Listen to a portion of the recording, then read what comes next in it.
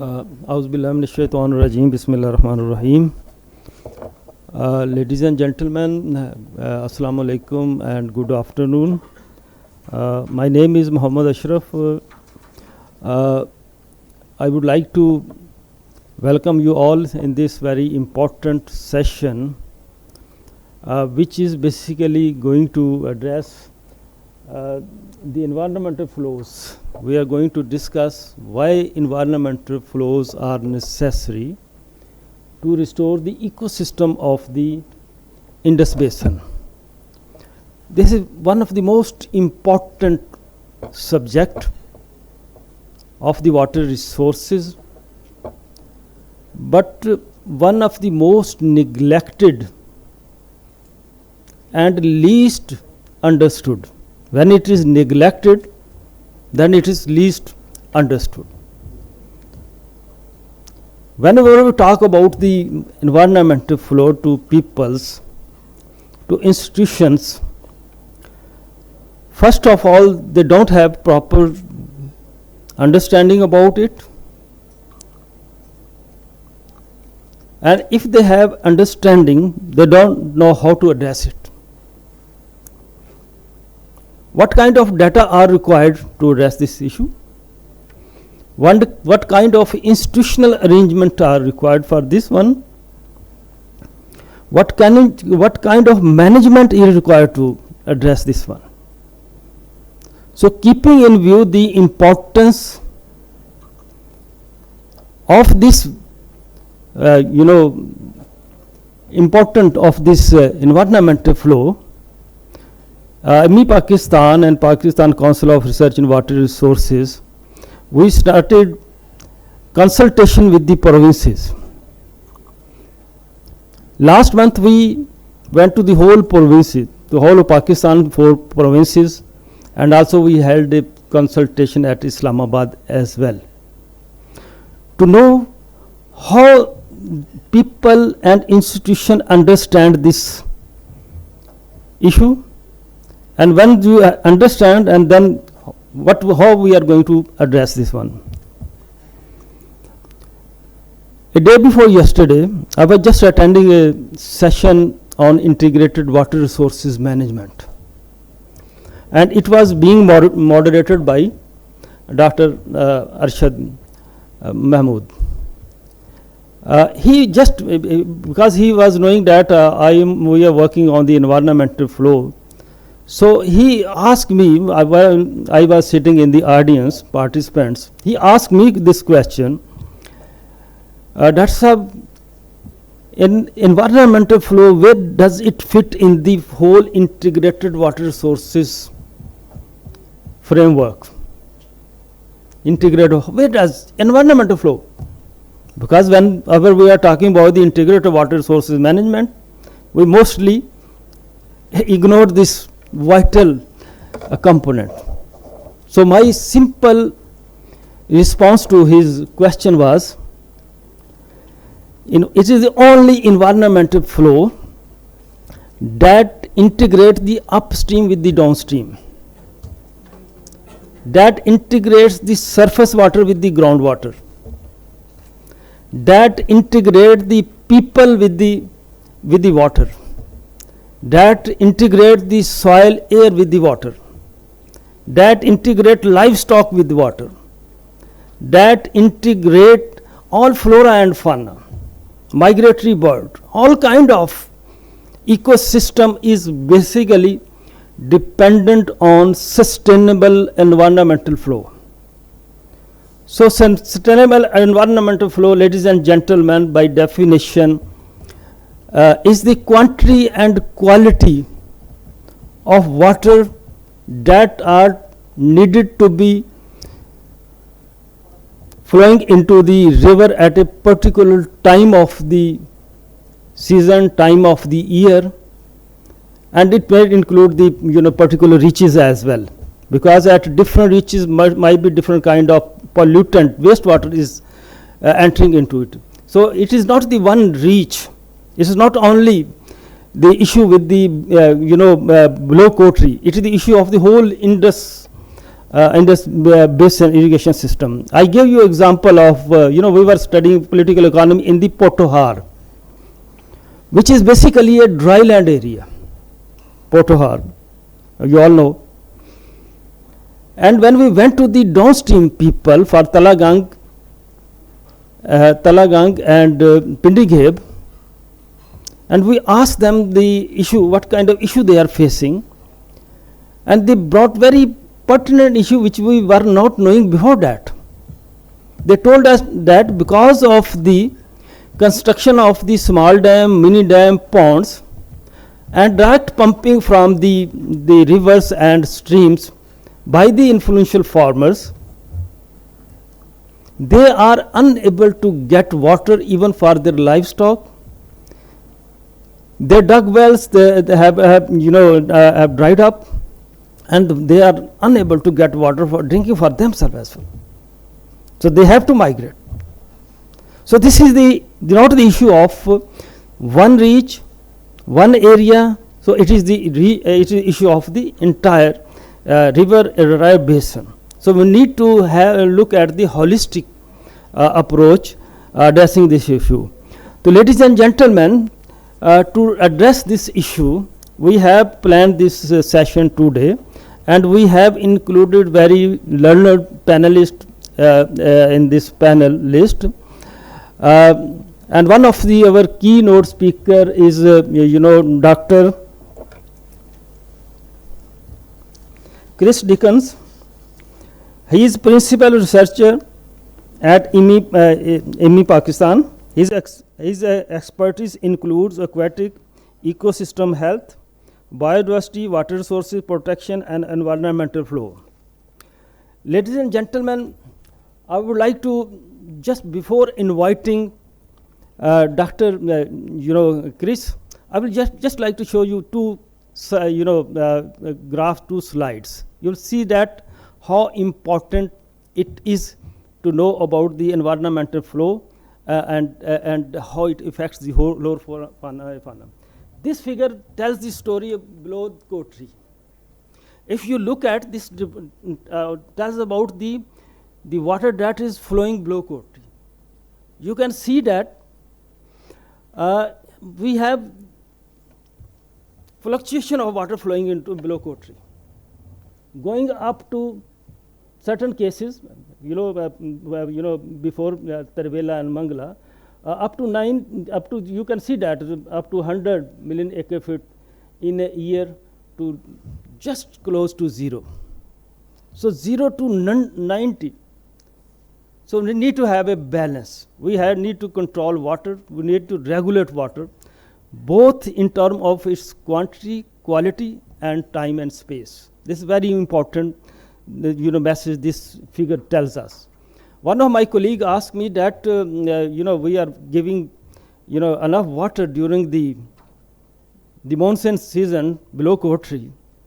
So I replied to him that if I were asked by doctor to take 3 pills a day in the morning and then in the afternoon and at the evening, if I take all the pills at a time, whether it would help me in my improving my health or deteriorate it. The question, the answer is that we have to regulate. We have to time. I'm also focusing on time and space. Quantity, quality, time and space. These are 4 words are very important when we are working on the environmental flow. So just moving to the next slide. So this is the slide of it's showing the picture of the health of the Ravi River, the eastern tributary of the Indus River. You can see that in certain period of time, if you look at this slide, and these are the basically when this is basically Ravi Marala siphon. You can see that because here we are getting water through the Marala link. So DO level is much better in this reaches, and you can see also the time is important. So certain period of time at certain reaches,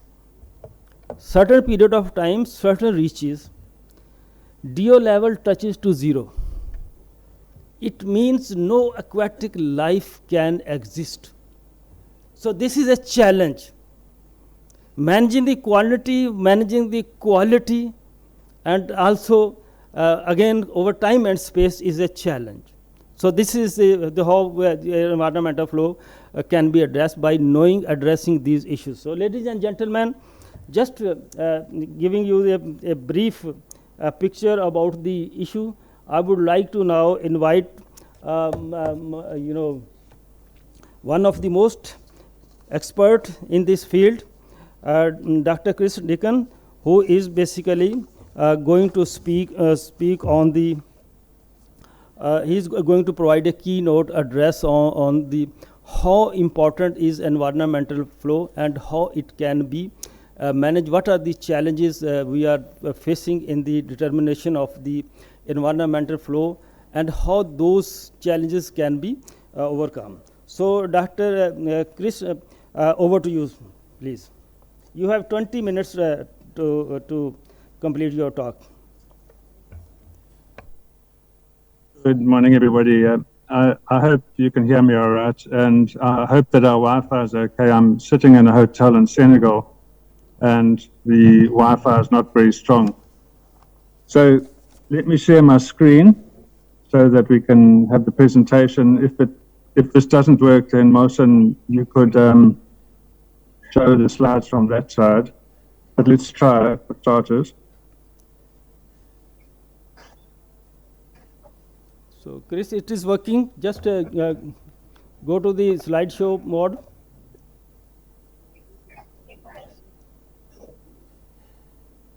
Okay, is that right? Yeah, yes, perfect now. It's okay. Okay. All right, well, good morning, everyone. So we're going to be talking about environmental flows in relation to the ecosystems and water resource management in general, but obviously it's relevant to the Indus Basin. First of all, just to talk about what is a healthy river system. And it's quite useful just to conceptualize that there are a number of different things that contribute to a river being healthy. And you've got what we call these drive indicators. They're things that drive the health of the system, the hydrology, the amount of water that's in the river, the geomorphology, the sediments. That includes the shape of the river banks, the substrate, whether they're rocks and sand, and the water quality as well, obviously. And then all the response indicators, which are essentially the biodiversity from including the riparian vegetation, but also the fish and the insects and the algae and diatoms and aquatic weeds and so on. All of those things have to work together to actually make a healthy river ecosystem. These healthy ecosystems provide many ecosystem benefits for us. And, traditionally, these are divided into these 4 categories: provisioning services, regulatory, supporting, and cultural. And these are the kinds of things that we get. Provisioning, we get fisheries and we get plants. Fisheries, obviously, plants, people use the reeds for building, for medicinal purposes, for grazing of cattle. Very often in dry regions, the riparian vegetation is the best grazing that's left in a very dry period, and so on. So we also then need to maintain plants for grazing and then maintain water for domestic use. So these are all provisioning services. Regulate.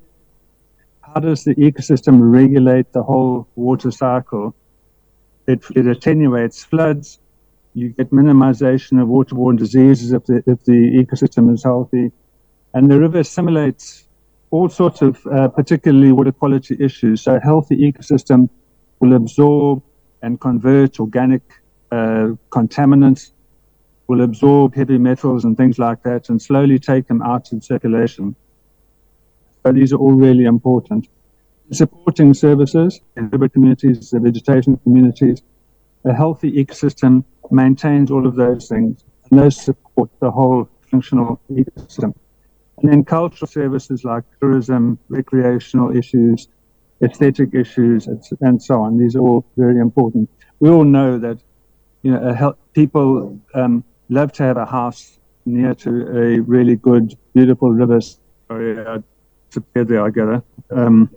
Right, now, getting onto the subject of e-flows, in simplistic terms, e-flows are very often considered just as a quantity of water per annum.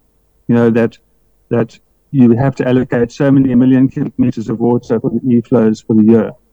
And this is very simplistic, and people like to sort of consider this kind of bucket schematic like this. So the total height of this bucket is the natural yield, and the million cubic meters of water per annum.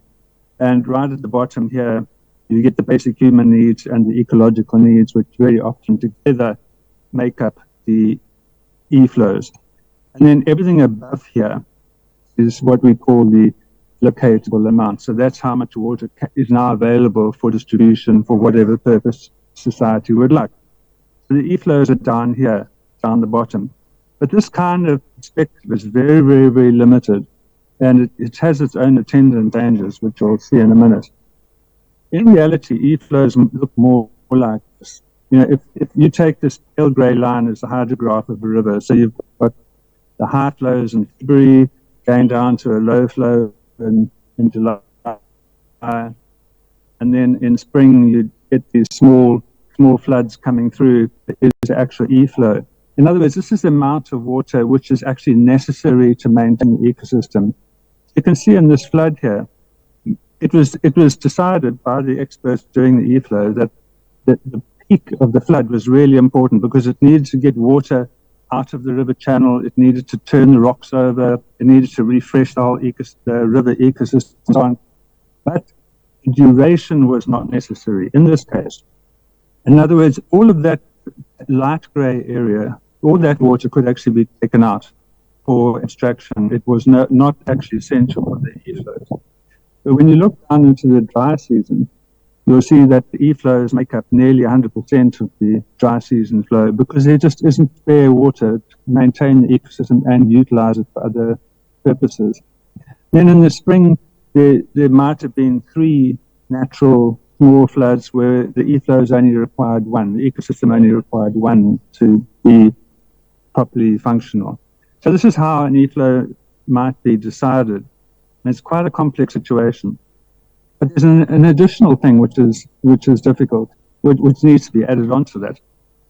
Depending on the kind of river that you want to result from an e-flow, the e-flow volumes would be different. So there's a scale on the right-hand side, what we call the ecological management category or class. If you wanted the river to be in a natural condition, then the e-flow would be very nearly 100%, and it would be up there somewhere. If you decided that you were okay with having the river deteriorate what we call here a C class, where it's basically functioning properly, but it has lost some of its biodiversity, so the risks of failure are quite low, and it would be a C class, and that very often is the kind of class which most authorities accept as reasonable for long-term management. A D class we consider to be pretty much borderline. It's still okay, but it's borderline, where you've now got a lot of biodiversity changes. Water quality is quite bad. There's not a lot of water left in the river, but the ecosystem is just maintaining, and it's still providing its functions.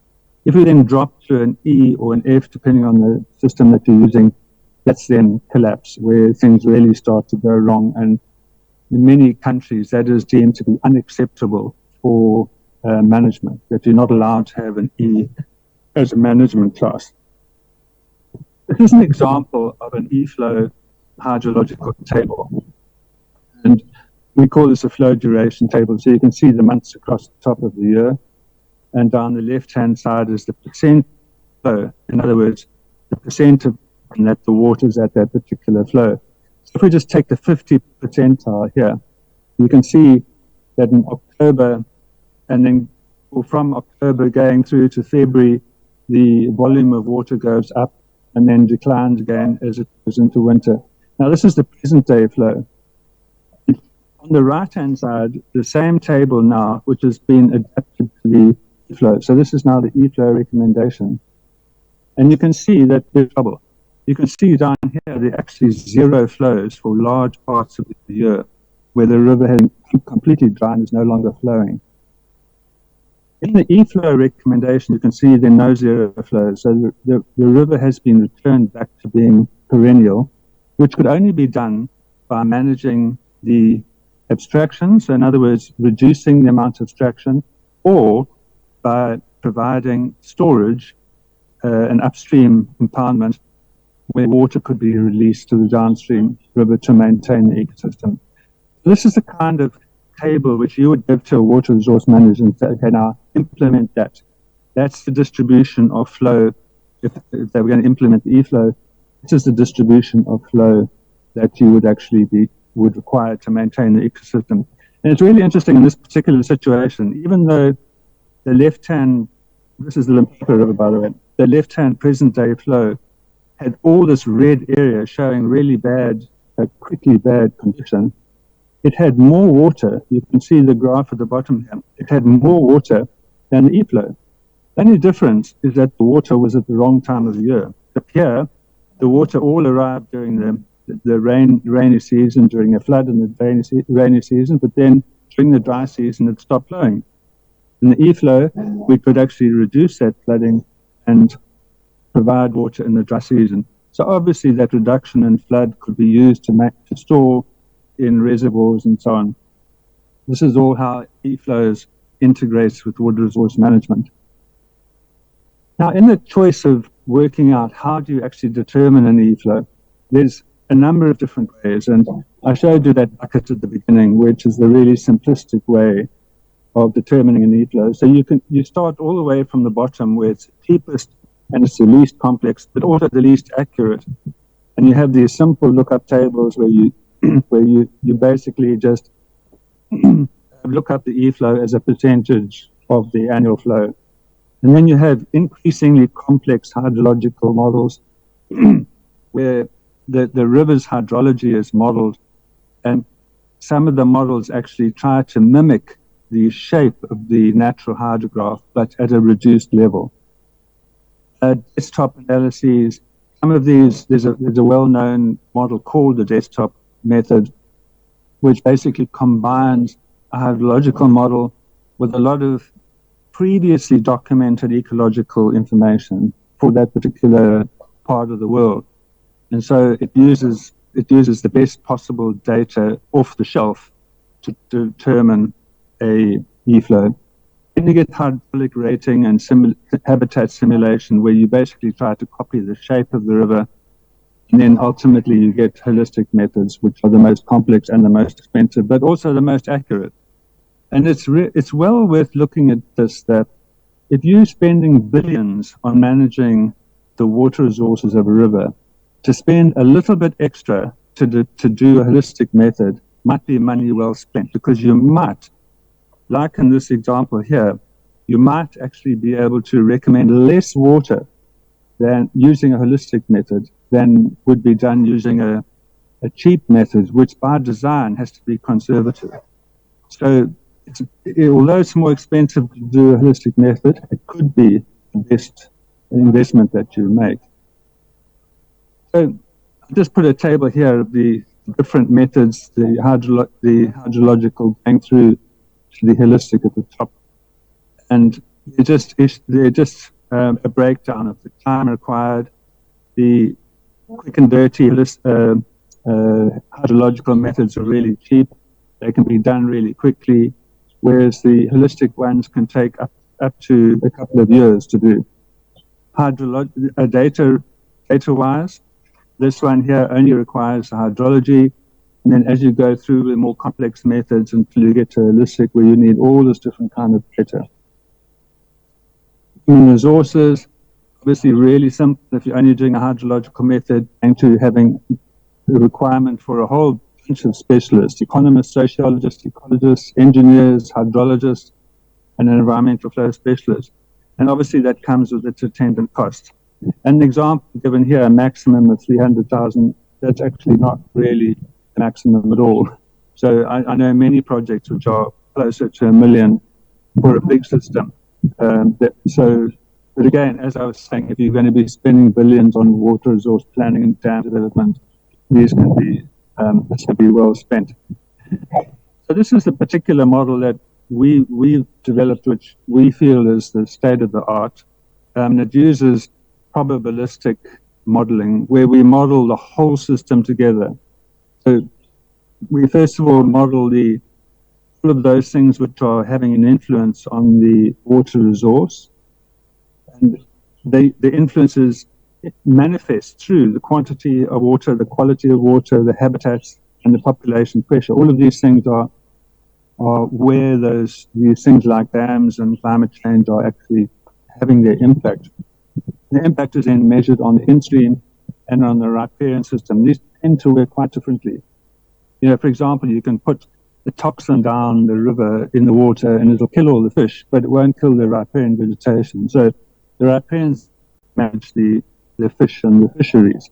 You obviously can't read it, but it's just to show you that we model all of these things together. If you go back to that, remember the list of ecosystem services. All of those ecosystem services are included in the model here, and all done on evidence. Every single one of these relationships here contains a mass of probabilistic evidence. It could be a whole PhD, or it could be just expert judgment.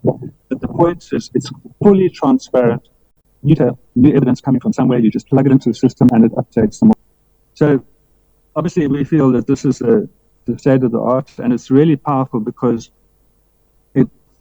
for one, it links every single aspect of the system together, but it also measures the risk of failure. So the system that is developed here is that we have not only an e-flow to maintain the fish in this example, but we also have a probabilistic risk of the failure of the fisheries in a particular situation. So you can actually then do scenarios for planning purposes. So just very, very quickly, what constitutes a holistic method? There's obviously a requirement for a lot of data. And what is absolutely key is to have a picture of the morphology of the river. So this is a really simplistic one where you have a cross-section, you take a cross-sectional survey of the river where you've mapped the different velocities and volumes of water onto the cross-section. So you know, in this particular case, if you provide, there's up there 0.63 meters a second, it's a very small river, it'll be often now fully covered with water, and you know exactly how much of the ecosystem is actually inundated by different volumes of water and different velocities of water in the river. That enables each of the ecologists to interpret what will the ecosystem be like under the circumstances. And then here we've mapped out the roughness, so that's the roughness, the size of the boulders, the type of sediment that is present. This is the velocity showing the different velocities at a particular discharge. This is the depth of the river at a particular discharge. All of this can be used as evidence to work out how much water do you actually need to keep the river alive. And we have the water quality. The more water quality you have that is affected by environmental flows, the riparian vegetation is critical to maintain a healthy in-channel river ecosystem. So you can see here it's mapped out in great detail, and the requirements of the different plants for water are also mapped out. Some most riparian plants are uniquely riparian. They don't occur on the terrestrial landscape on the side. They have to have their roots wet by water, even if it's under. We have to map that out and work out how much the plants need. The invertebrates, the different types of invertebrates, some of them are really dependent on strongly flowing, crystal clear, bubbling water, and they die if you don't have that, etc. And these all, they might seem insignificant, but remember, these are the food for fish, but more importantly, they actually consume the bacteria, the protozoans, the algae, which may result from water resource pollution. So having the insects active and healthy contributes to an overall healthy ecosystem. Really, really important. The fish, you can see here these records on the graphs on the left for each species show in what depth the fish were collected. So when they go sampling to collect fish, they have to measure what is the depth and what is the velocity of water where the fish was collected and how big was the fish. These things all have to be integrated into the model to work out. So this amount of water in the river in this month of the year will support this particular species of fish in its breeding capacity or whatever. All of that information has to be collected. And that's why Basin networks are so powerful, because you end up with such a complex mass of data that the Basin networks handle it like a breeze. So it's a really good modeling system for that. So really, in conclusion, you have the option of a number of different models for monitoring, for determining and then managing e-flows in the river basin. I just want to caution about utilizing really, really cheap models from because they come with low accuracy. Cheaper models are really good for broad water resource planning, where you're looking at the whole country, comparing it to other countries, or just balancing water across large areas and so on. But particularly if you want to actually to determine the flows downstream of the dam, and you might use the e-flows to change the design of the dam. So not only the size of the dam, depending on how much water is needed when, but also the size of the release valves. I've seen many situations where dams are designed with variable offtake towers, so you can release water from either the surface or the bottom of the dam, or a combination, to get the best possible water quality released through. Thank you very much, Dr. Deacon, for providing very Thank you. Deacon, for providing a very comprehensive overview of the environmental flows, its data requirement, and how the present day situation, when there is a peaks and there are water available in certain period of time, and when there is no water, how we can create a balance between the wet and dry season to provide the environmental flow. So he has given examples of that one. So thank you very much once again, Dr. Deacon, for this comprehensive overview. Now, ladies and gentlemen, I would like to invite our learned panelist for this discussion, who will shed light on the issues, and you will also be given the opportunity to interact with them. So just one of the purpose is to creating the awareness among the professionals and also the planners and the policy makers to understand this vital issue. So ladies and gentlemen, first of all, I would like to invite our my colleague Dr. Bakshar Lashari on this stage. Dr. Lashari is a professor emeritus at Mehran University, and he is the founding director of US Pakistan Center of Advanced Studies in Water Resources. Sir, please. So now I would like to invite Mrs. Ghazala Channer, who is a Deputy Chief Water at the Planning Commission of Pakistan. Engineer Ghazala, she holds a BSc in Civil Engineering and MSc in Hydraulics and Irrigation. She is also pursuing her PhD. Currently, she is serving as a Deputy Chief Water Sources at the Planning Commission, as I mentioned already. She has worked in various departments at Government of Sindh, and also she worked for WAPDA before joining the Planning Commission of Pakistan. So welcome, Ghazala. So our next panelist is Engineer Sohail Naqi Sahab.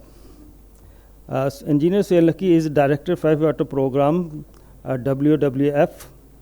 He has more than 16 years of experience in managing the water resources, particularly from various aspects of the water sources. He worked for many organizations, international and national organizations. So welcome, Sohail Naqi Sahab. Now I would like to invite my colleague, Dr. Hifza Rashid. She has more than 20 years experience in water resources management. Particularly, she is, I think, one of the leading water experts taking care of the water quality in the Pakistan. And she holds PhD from the University of Leeds. So, Dr. Hifza, please. One of our colleague who has joined us on, through online, Dr. Chatrangi Vikrame is a researcher in freshwater ecology at the International Water Management Institute, Sri Lanka. He has over a decade of experience working in the field of sustainable natural resources management and ecosystem conservation. She is particularly supporting the research on environmental flow assessment that are vital for the sustainable freshwater and ecosystem. So, welcome, Dr. Chitrangi. Are you available? She is online. Yes, hello. I'm here. I hope you can hear me. Thank you for joining us.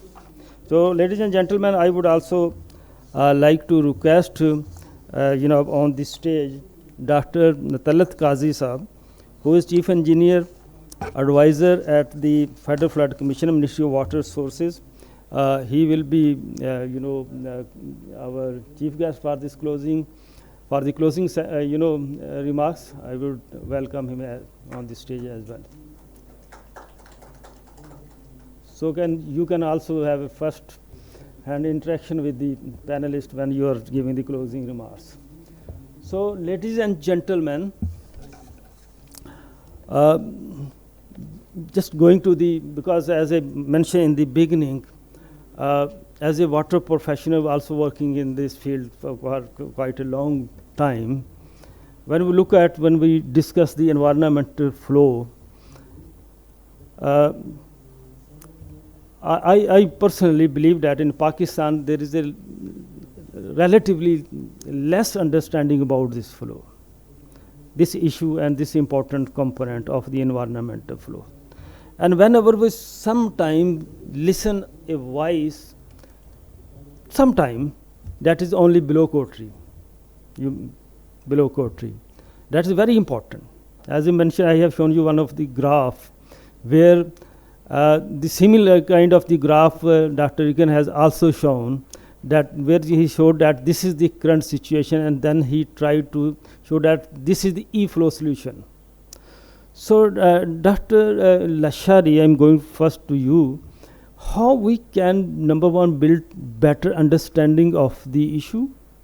What kind of challenges do you think we are facing? And what kind of data? Because data is one of the great challenge, data availability. Because once we don't have any understanding of the issue, so we don't focus on the data collection as well. So when we don't have the data, we will not be able to plan anything. So what is your opinion about the environmental flow?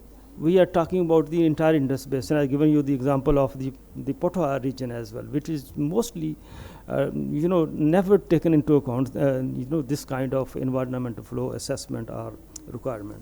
So how we should move forward as well? What are kind of the policies, because you are also the architect of the Sindh water policy, what Sindh policy basically says about it? So over to you, sir. Thank you, Dr. Saab. Thanks to the IMI, they provided me this opportunity to say a few words before this August body. In fact, you are right, sir, that initially we have been thinking that this environmental flow means below coterie, and always we have been talking about this the issues.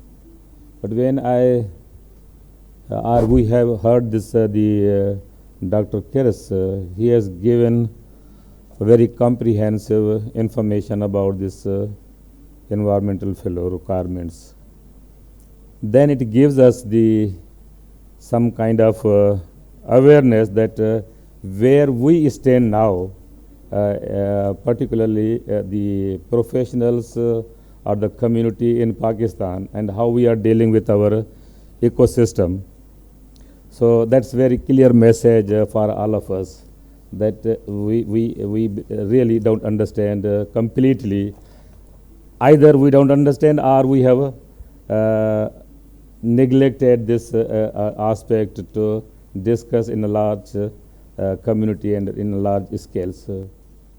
Sir, in my view, I just, when I saw your two graphs, one graph was showing that how this flow downstream coterie is varying. And then other graph on Ravi River that gives that how this oxygen level probably. Okay, so that shows the quality of the water in Ravi. These are two very clear example for all of us that the environmental flow is not an easy or simple that we can handle without any clear understanding. So that's very clear message.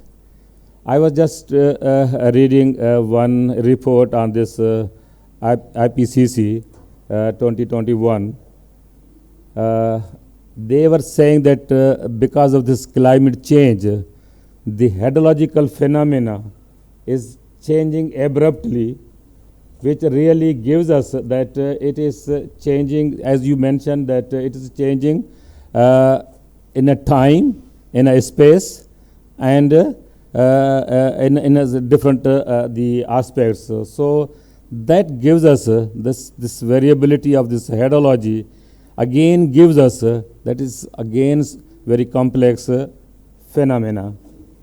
Now, talking about this, the availability of the data and the institutional setup. In fact, in my view, the data that these researchers are doing so many studies.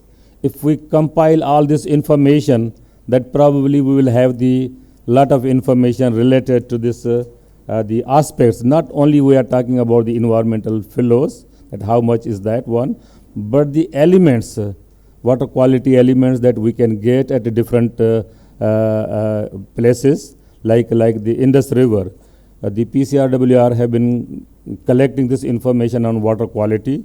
So we will have this information on water quality at different location if we get or collect this information. Similarly, the other institutions, academic institutions or the other research institutions, they are collecting, they have been doing a lot of research projects on the Indus Basin. It's not only the Indus River, but I'm talking about the Indus Basin. EC mode has been getting doing a lot of the research work. So the information that we can collect from the different sources like NGOs. I think WWF has done so many the research projects at different places. IUCN has done a lot of work. All this information are available in different places and in different segments. So if we can collect this information, probably what the Dr. Kirs was saying, that all this information, if you put into the model, you will get some insight information that how this in e-flow behaves and how much is required.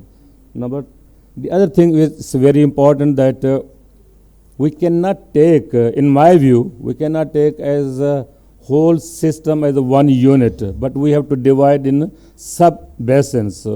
Ravi River has a different characteristics. Delta has the different one. Similarly, other rivers at different locations. So if we divide this whole Indus Basin in a different sub-basins or sub-river basins, then we can come up with concrete information that what is required for particular regions. The policy, I don't know directly address this the environmental flows, but policies, if we talk about this water policies, that every province has the water policy. national level, we have the national water policy. Climate change policy, we have the water sanitation and environment, that policy we have. So policies, in fact, are there. Only we have to bring the pieces from each policies, that how we can fit these different segments in our environmental flows. So in a summarize, I think this is the good step that we have taken, and it is good that we will have the more awareness and more sessions, and we can even understand more about this, the e-flow, that it's not only that we are talking that how much is amount of the flow is required to downstream, but how much amount is required in different habitats. So I stop here, and we will discuss further. Dr. Lashari, for this very elaborative response. I'm just picking up your last point. We not only, it is not important to how much water. It is one of the most important criteria. How much water do we require below coterie in a certain period of time? But its quality is equally important. If you provide water at below coterie, but this is not acceptable quality, it contains all kind of wastewater. It contains all kind of POPs, persistent organic pollutants, and then I think that will not serve the purposes as well.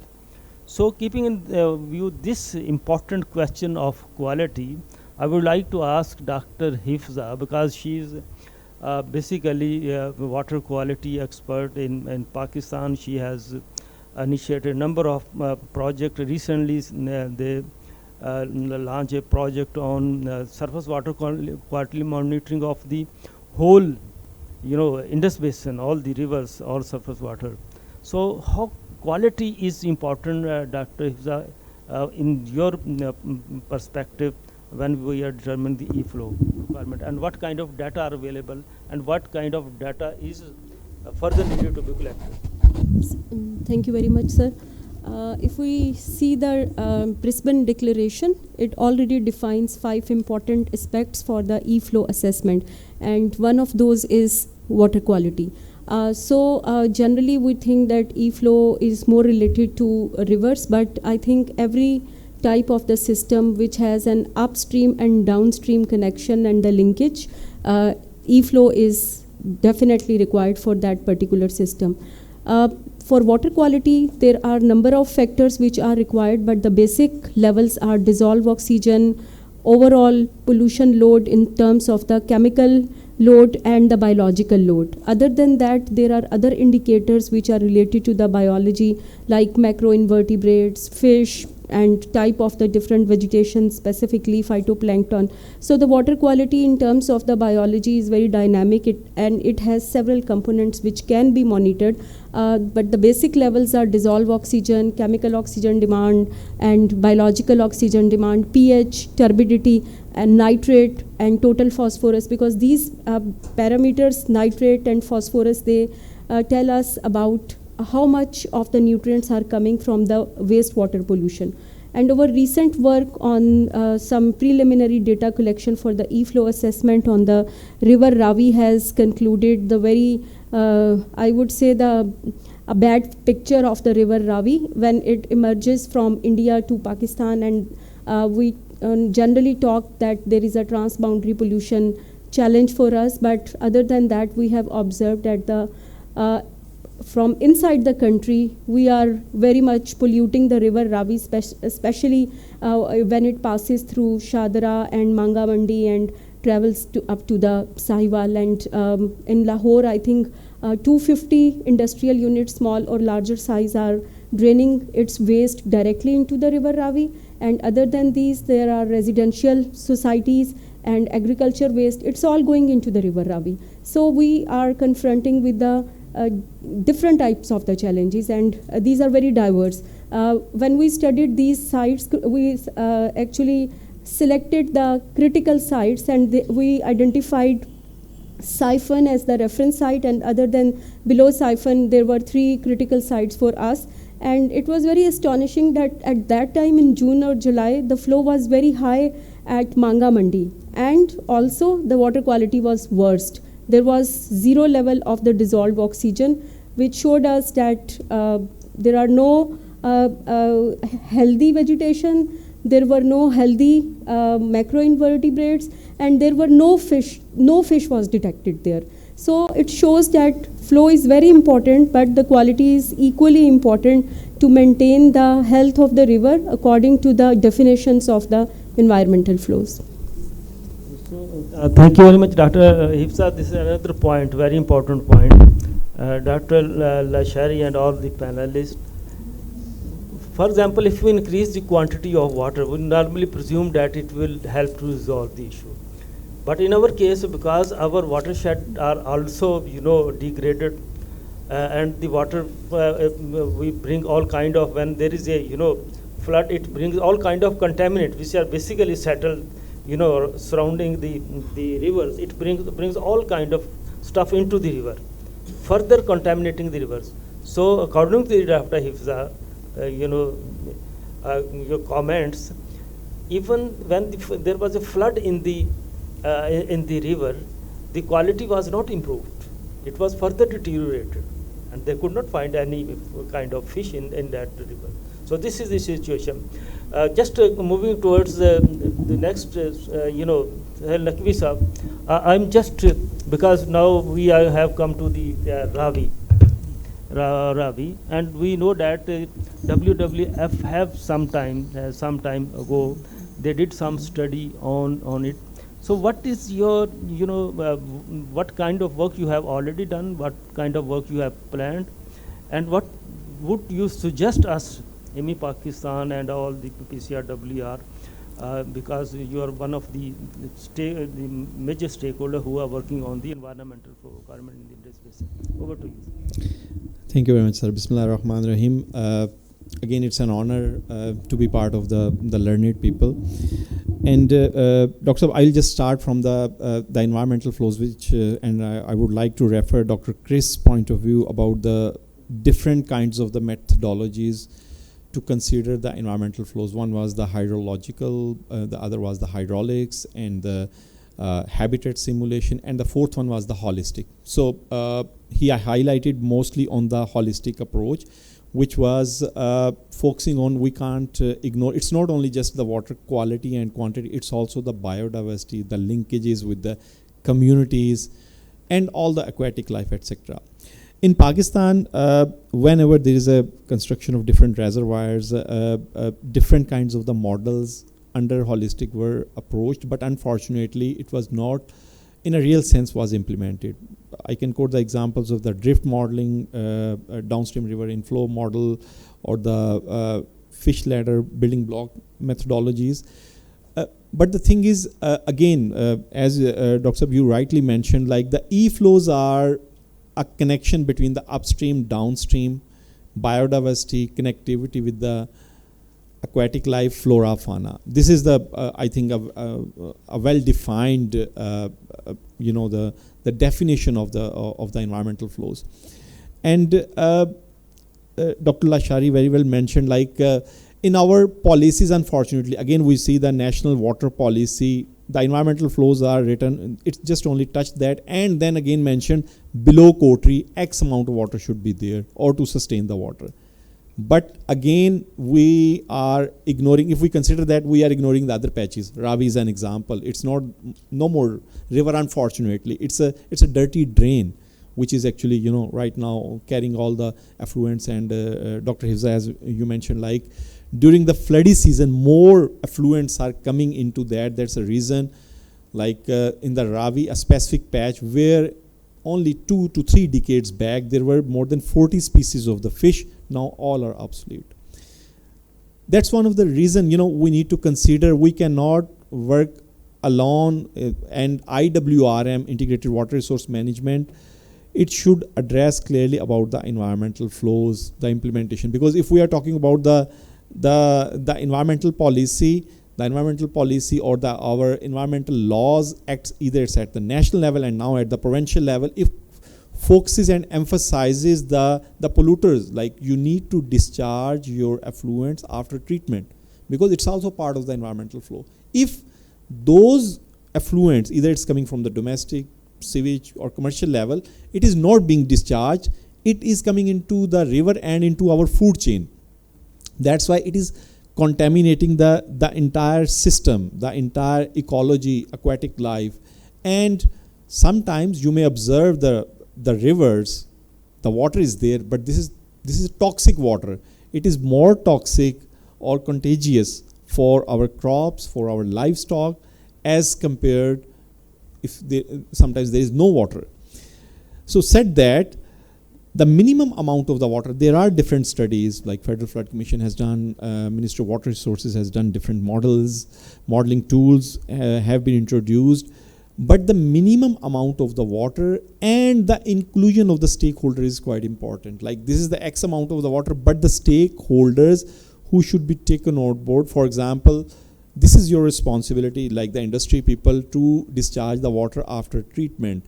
And on that, WWF Pakistan started work back in 2014, actually in 2012, to take the initiative on that, to introduce the stakeholder inclusive approach, and working together with the different stakeholders how to purify our water bodies by different approaches, not only by state-of-art technologies, but with the help of the local knowledge. So that's why nowadays, if you see on the global world, a terminology which is quite fancy and used is the nature-based solution. So at least 9 or 10 years back, WWF started to promote that. Okay, one thing is we need to promote the nature-based solution to purify the water or our effluent and discharge into the water bodies in order to sustain the ecology of that particular stretch.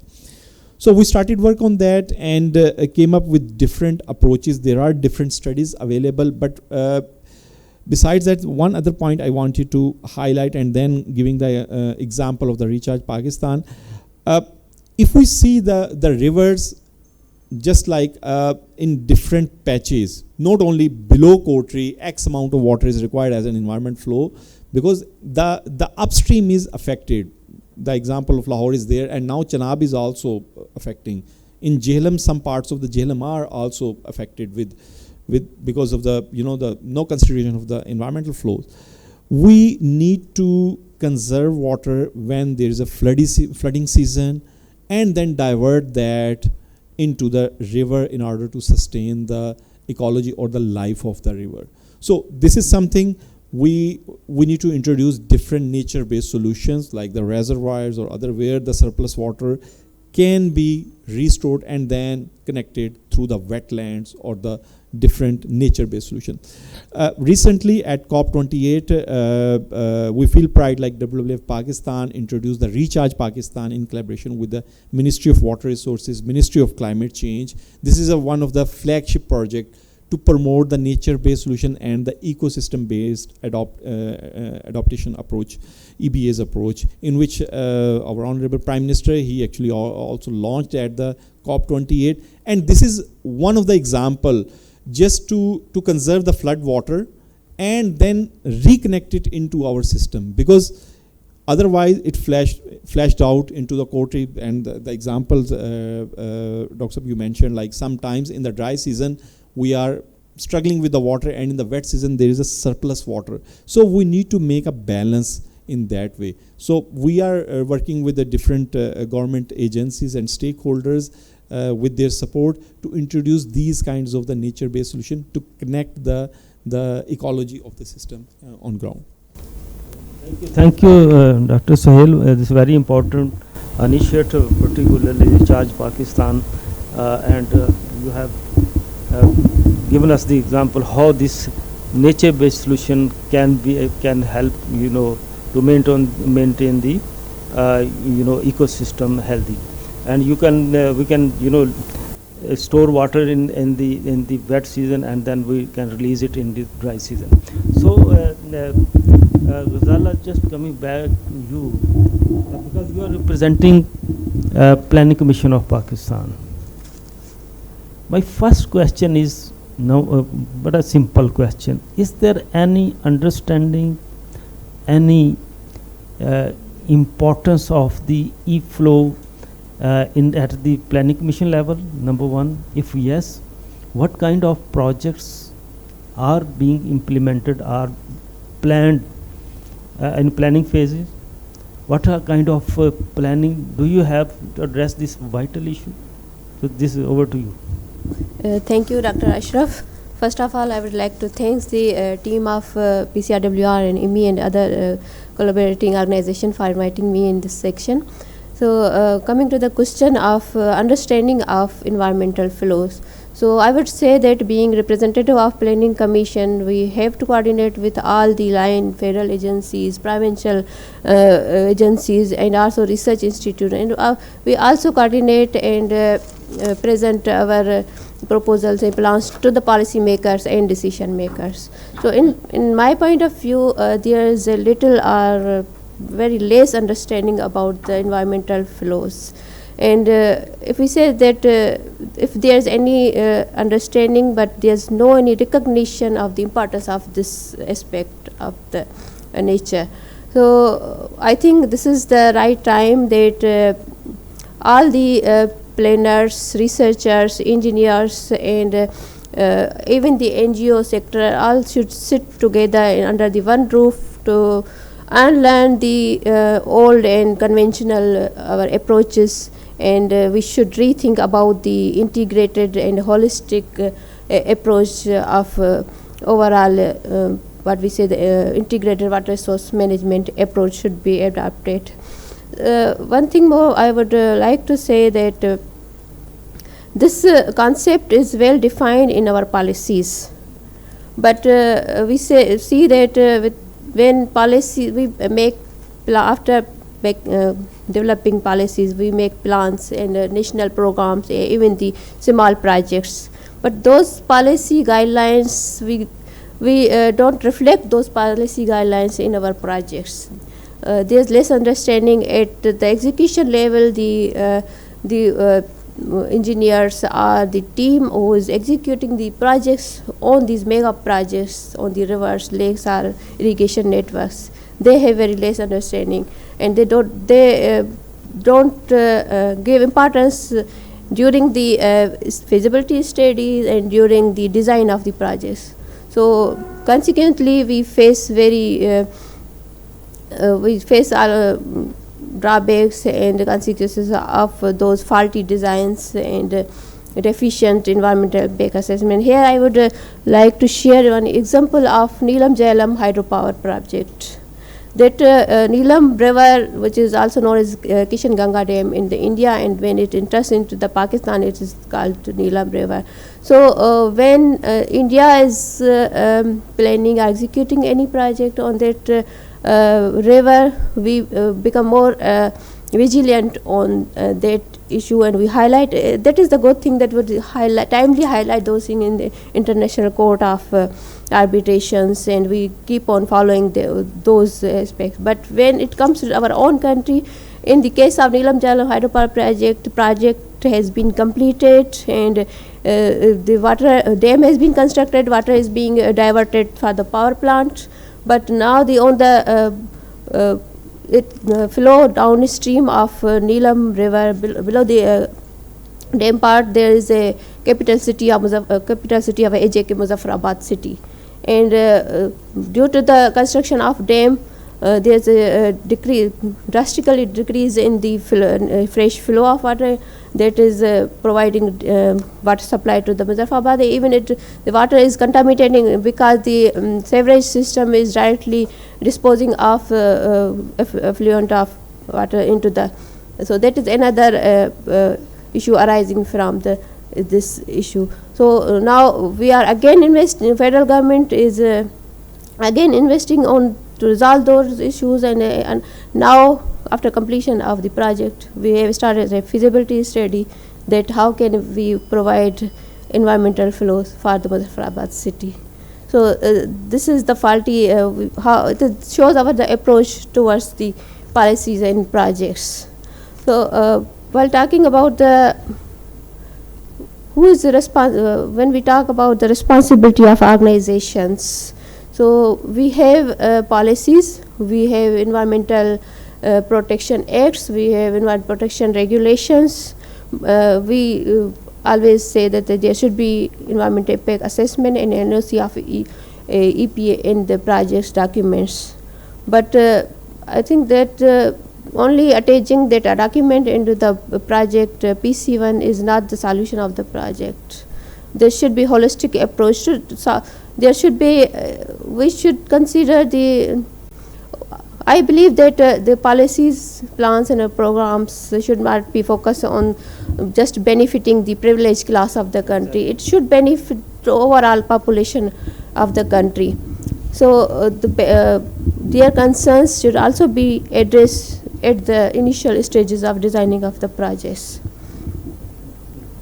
Thank you, Gazala. It's a very important point. We take the, as Dr. Hifza has also mentioned, we always struggle with the external factors when it comes to the issues, but we are adding much more issue to our system. We need to look at in a holistic and integrated manner and involving all stakeholders. Basically, if you involve all the stakeholders, as in the case of the Neelam Jhelum, we also receive a request from the AJK government to help them to monitor the discharge, because there was a some concern about the release of e-flow. That is not only e-flow, that is also the water share for the drinking purposes of the Muzaffarabad city as well. So this is very important point. So I will now go to our online panelist, Dr. Chatrangi. Dr. Chatrangi, you have been part of our consultation at the provinces, and also you have listened to our learner panelist here.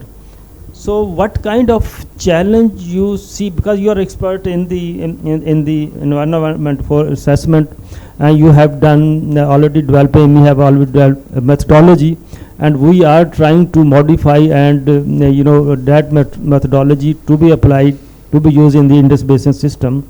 So what kind of challenge you see after discussing or after listening to all the panelists? What kind of challenges you see in terms of data capacity and its management of the environmental flow? So over to you.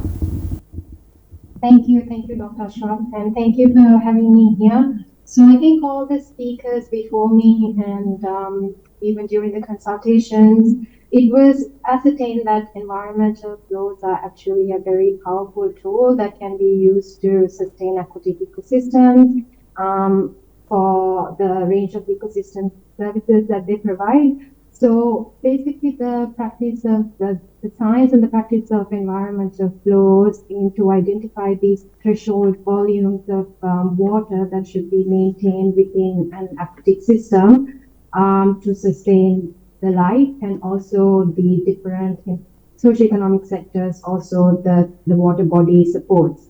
So even if we have the previous speakers, including Chris, spoke about these different scientific techniques that are already in existence that can be used to generate this information, these volumes of environmental flows that should be maintained or released to the water body. But even if you have that number, it should be, I think the main challenge can be seen as it being widely accepted and implemented. So e-flow implementation around the world have experienced numerous social, political, and economic barriers. And there are certain ways to overcome these barriers, but this will require commitment, funding, and political will, to put it very straightforwardly.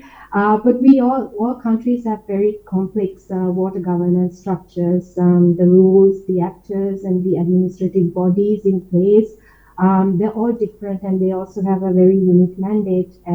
But the delivery of different services are relying on the same water resources. So understanding and implementing environmental flows are very vital if you are looking at developing and managing water resources in the long term.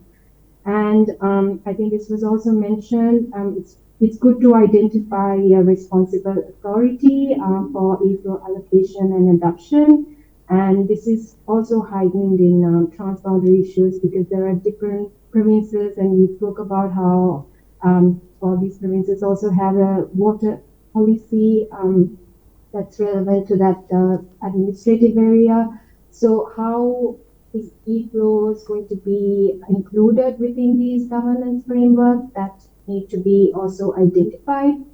And also considering the climate change impacts, e-flow assessment have to be an adaptive process. So as our knowledge base on climate change impacts, with climate change, how the spatial temporal hydrology changes and also the declines in water availability, how all of that accommodated within the e-flows, and how this assessment needs to be carried out periodically also need to be considered.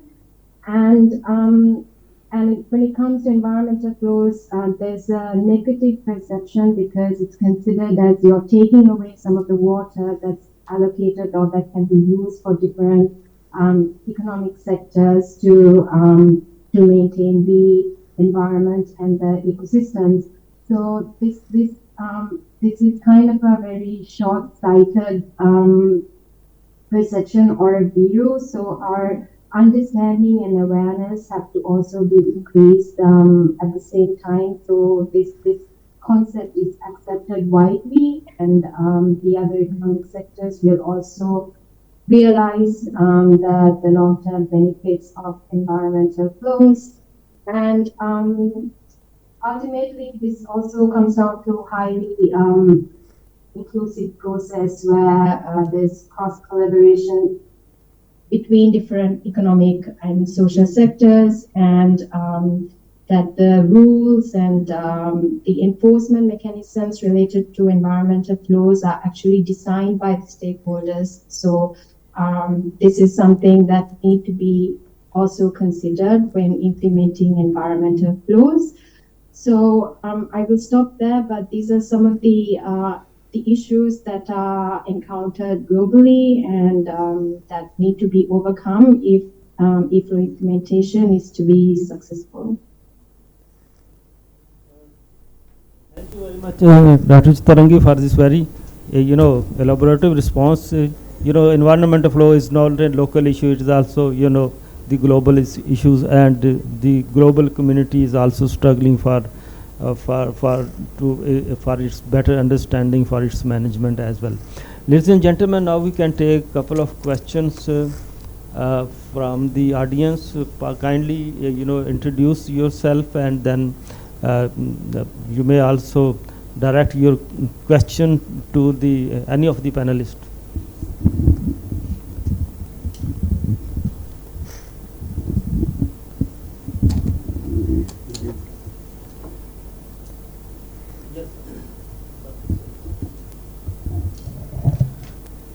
My name is Saidur Rahman. I used to work with IMI. My question is about Madam Fiza mentioned about the data availability, and Dr. Saab also. So what is the status of data availability, and how it is being incorporated in this information management and use in the policy making? So would you like to throw some light, please?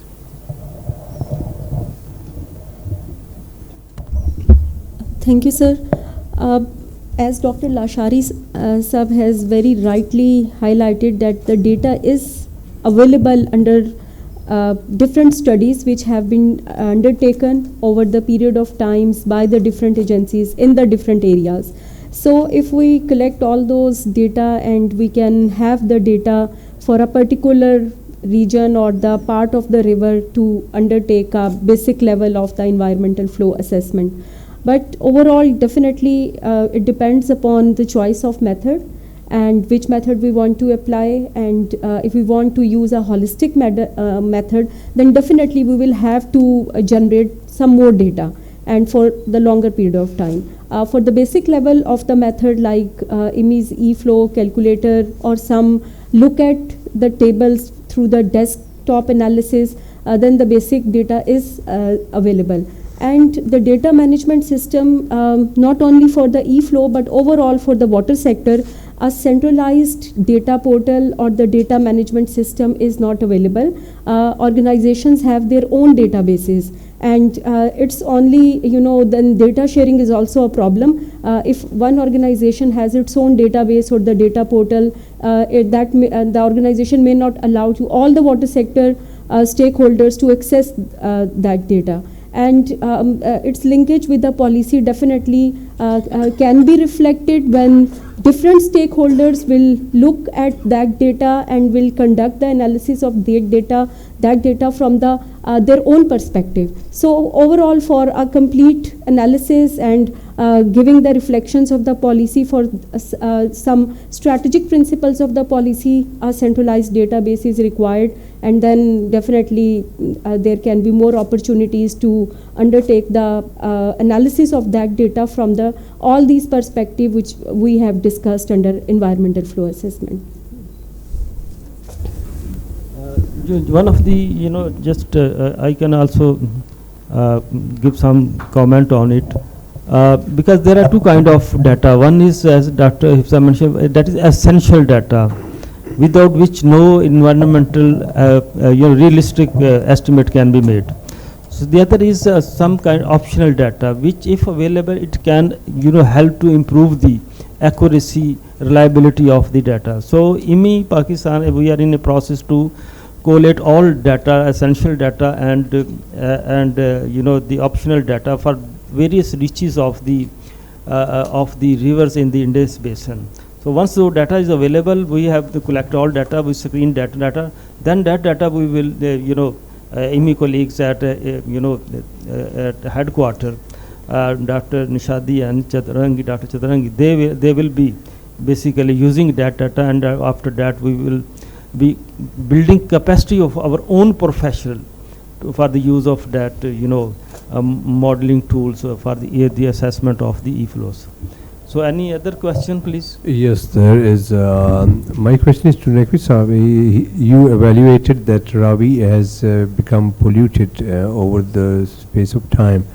What were the causes that environment has contributed, and what were the real causes that have all together come through the people living in that ecology? Thank you. Thank you, sir. A very pertinent question. Thank you for that. Ravi, actually, unfortunately, it has. Unfortunately, we all treated it as an orphanage. Like in terms of the transboundary, it did not get the required amount, because when the Indus Water Treaty was designed at that time, unfortunately, we did not consider the environmental flows experts at that time, because at that time the situation was different. So if we see before 2000, there was at least some of the flow which was going there, and some of the fish species were there. But after the construction of the dams at the upstream in Indian side, the water was also diverted, and now we can only experience in the rainy season. This is also, a luck. If there is a heavy rainfall, then the water comes in Ravi. In terms of the flow, this is something. But the worst scenario is like we actually demolished it with our hands, which Dr. Hifsa earlier quoted. All the effluents which are directly discharged into the Ravi. Hodiara is an example. It's also transboundary drain, and it is quoted in Indus Water Treaty. 3 to 4 drains are in Indus Water Treaty, and it is actually the rain-fed drain. It was not the drain which was carrying the effluents or the wastewater. But now you could see all the leather tanneries, the textile, even some of the housing societies are discharging their wastewater effluent into that way.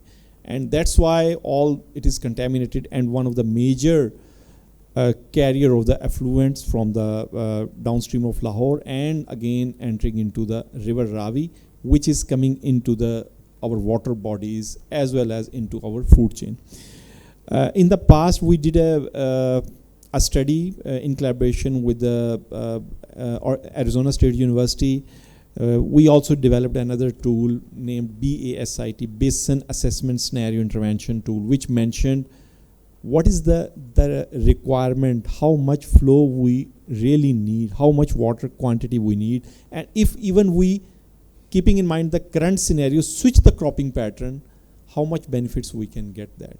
So it also told different scenarios, but again, some of those scenarios were the ideal one, because it's quite hard to convince the farmer to switch into the cropping pattern. Now the climate change is also there, you know better.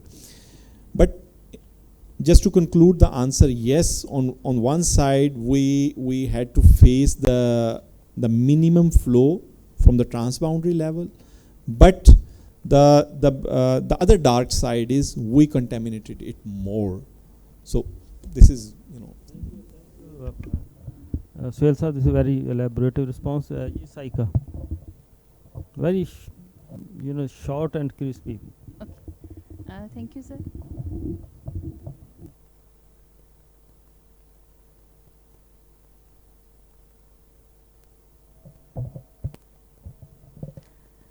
Thank you, sir. मेरा question ये है कि I think I should speak. My question is that in national water policy, there is it's mentioned that the environmental flow assessment and requirement included, and the implementation framework has is being prepared by the Federal Front Commission for the national water policy. Is there inclusion of the environmental flow assessment in the implementation framework of the national water policy or not? I want to ask. And the second part of the question is that is there any institutional arrangement that which if when we have assessment and requirement and we see that these particular part of the rivers required the environmental flow, and we have to regulate the environmental flow, which institution will regulate that environmental flow in these which institution will be the responsible to regulate the environmental flow in these rivers? And thank you. Thank you, Saika. Ladies and gentlemen, thank you very much for all of you. This is a very important question that Saika has mentioned. I am, taking these questions to Talat Qazi Saab along with his closing remarks, because he is representing the Ministry of Water Resources, and they are basically the custodian of the national water policy. They are the secretary of the steering committee, National Water Committee steering committee, and also the secretariat of the National Water Council. Recently, they have prepared, National Water Policy Framework, which has been approved, day before yesterday. Secretary Saab told us that has been approved by the steering committee and now going to the for approval to the National Water Council. So Dr. Talat Qazi would be in a better position to reflect on these. And second, your question, whether is there any mechanism, any proposed institution that will regulate, because if you will provide the environmental flow to the provinces, they will use all water for the irrigation purposes and other purposes. So there should be some authority that regulate environmental flow. So over to you, sir. Bismillah ar-Rahman ar-Rahim.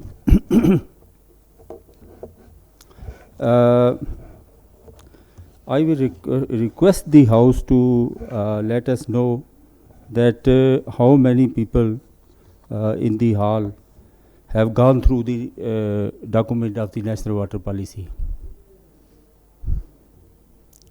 Quite a reasonable number. Then I will request that there are provisions, because this is a very complex. There was a very complex procedure and behind the development of this document, and I had the privilege of being a part of that for many years till its signing by the 4 chief ministers and the prime minister on 24th April 2018 in the Prime Minister House, Darbar Hall, on along with a National Water Charter. That National Water Charter was developed, especially it was the brainchild of veteran politician Sartaj Aziz Saab, that with the change of the power, the mega projects get affected. So for water projects, there should be a call of action and there should be a charter signed by all the federating units. That change of government at the center will not affect the ongoing mega water projects. And that was a very welcome step. When that policy was inked down in April 2018, the PSDP allocation for the water sector was hovering around 3.5% per annum for the last 10 years or so. But after this policy approval and water charter, that allocation went to double figures. And now it is around 11, 13, 12, around that. Also 2 mega water projects which were in targets of the national water policy, Diyamir Basha Dam and Mohammed Dam. They were taken up as priority by the then government. Even a fund was created at very high level, and those projects are going at very fast pace, and there is no cash flow issue. So there are good steps, but basically the idea of the national water policy was years back in 2005, 2006, many drafts were prepared, even put up to the cabinet level.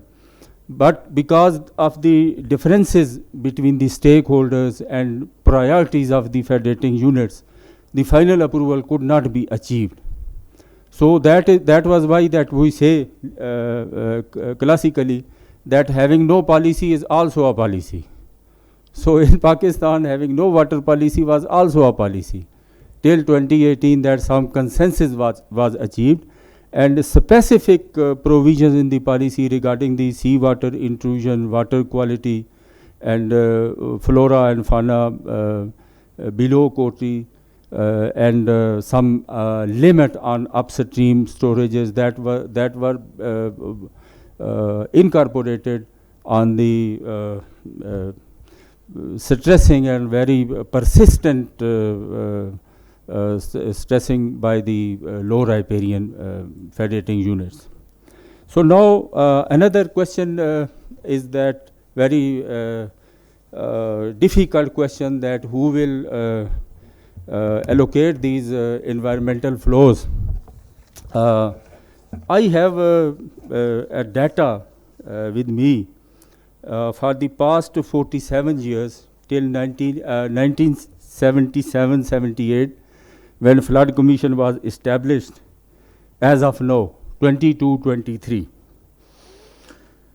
So as per data record of 47 years, there have been 20 years in which the flow per annum downstream Kotri was more than 25 million acre feet. 20 years out of 47 years. And there have been only 4 years out of 47 years in which the flow was less than 3.5 MAF. Now these figures of 25 and 3.5, they have a significance, because as a result of the water apportionment accord of 1991, as per proviso of the record of that accord, it was a requirement that assessment of downstream Kotri flows will be done. It was done some years later in 2006 to 2008, and it was done by the international consultants and with due representation by the irrigation departments of all the federating units at the federal level, and those studies were then for 6 months reviewed by an international panel of experts. And that international panel of experts, in nutshell, concluded that for all environmental reasons below the Kotri barrage area, there should be a sustained flow of 5,000 cusics throughout the year. Now that sustained flow means 0.3 MAF per month and 3.6 MAF per annum. So we require 3.6 MAF per annum as 5,000 per day regular flow to check seawater intrusion and to protect fauna and flora below Kotri. And there was another recommendation that in any period of 5 years, there should be a flood of 25 MAF in 5-year period. So if we get average on 5 years, so that means 5 MAF per annum. So on the average, 8.36 MAF per annum is required below Kotri, and as per our record, the water that goes below Kotri per annum on the average basis is 28 MAF. So that requirement can be filled. The issue is of variation. On the average, there is no issue. But on variation base, that flow goes only in a few days or in monsoon period for some weeks, and then there is no flow or minimum flow. So to sustain that requirement of, I think that the flood requirement is well met. 20 years greater than 25 MAF in 47 years. But the requirement of sustained flow is not being met, and it can only be met when a decision is taken at the federal level. IRSA, Indus River System Authority, is mandated to look after the implementation of the Water Apportionment Accord 1991, and in any further its modification that can be taken up at that level and then at CCI level, because it is then above the IRSA level to have any modification. But they can recommend. There are also many issues between the federating units, so that land in CCI and then can be decided that from where that 3.6 MAF can be have to have the sustained flow. And sir, another before closing, I just thought during the discussion that there is a good news, as I guess it, for river Ravi. There is a project, Ravi Urban District, and a provincial entity named as RUDA, Ravi Urban Development Authority, has been created by Government of Punjab. And they are to make a lake of fresh water. We say fresh water because it will be replenished within 24 hours. They will create a lake and then development upfront. Now for that lake, 1,000 cusics of water, Irrigation Department of Punjab has committed that they will provide at Marala, from Marala Ravi link at Ravi siphon, 1,000 cusics of water per day, and they will get it back at Baloki barrage.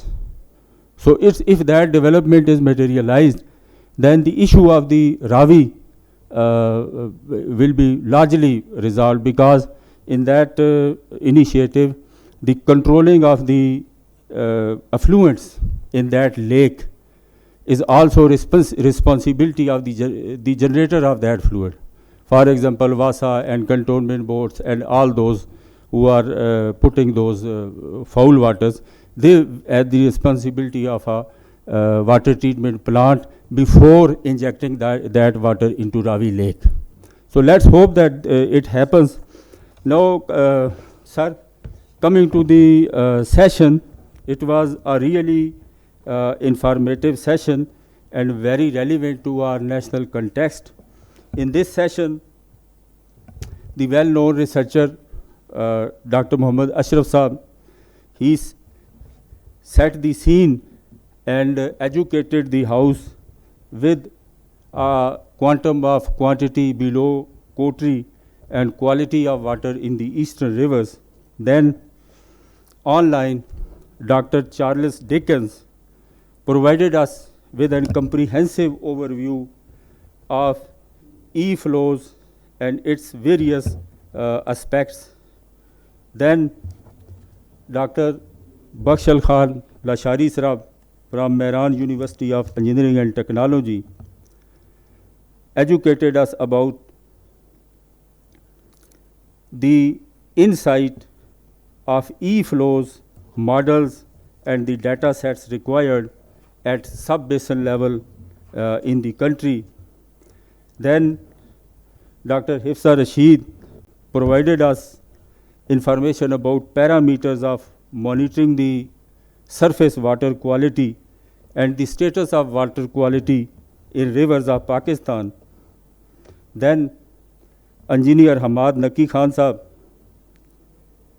provided some details of modern methodologies for e-flows assessment with special focus on aquatic life and ecology, and he also, answering a question, provided the concept of basin level water reassessment.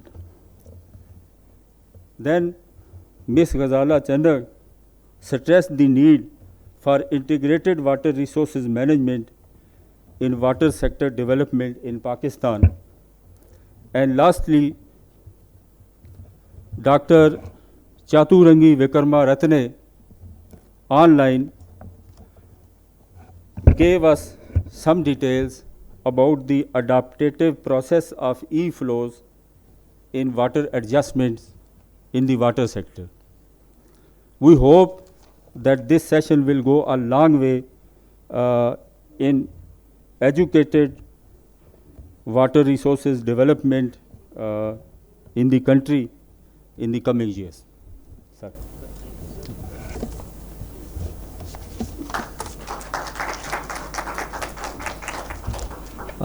Ladies and gentlemen, we have listened to the keynote speaker, to the learner panelist, the comments and session. One of the important, beautiful thing with our system is that our system is so connected, integrated, that if you take water from one place, and then as the example of the river, the Ruda case, if you take water from one place, you utilize it for the environmental purposes, and then you can get back it at the other place. So there is a not loss gain. There is always a win-win games.